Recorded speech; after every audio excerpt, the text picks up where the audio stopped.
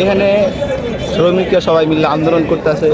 এই জায়গায় একটা গ্লোবাস ফ্যাক্টরি আছে, তো ওইখানের মানে স্টাফরা যারা আছে, যারা ওয়ার্কার, এগুলো দিরা মারপিট করছে।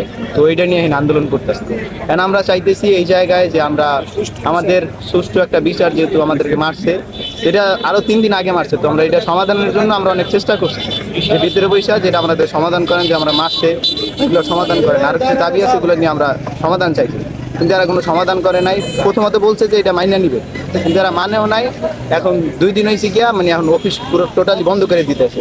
সামনে ঈদ আইতেছে, তো আমাদের সবার একটা আছে, বোনাসে আছে, আবেদনের বিষয় আছে, এগুলো এরা কোনো পদক্ষেপ নেয় নাই, উল্টো আরও অফিস বন্ধ করে দিছে। তো এই ক্ষেত্রে আমরা বাদ দিয়ে আজকে রাস্তায় নামছি। আমাদের প্রশাসন আছে, সেনাবাহিনী আছে, এগুলো তারা আমরা আবদার জানাইছি।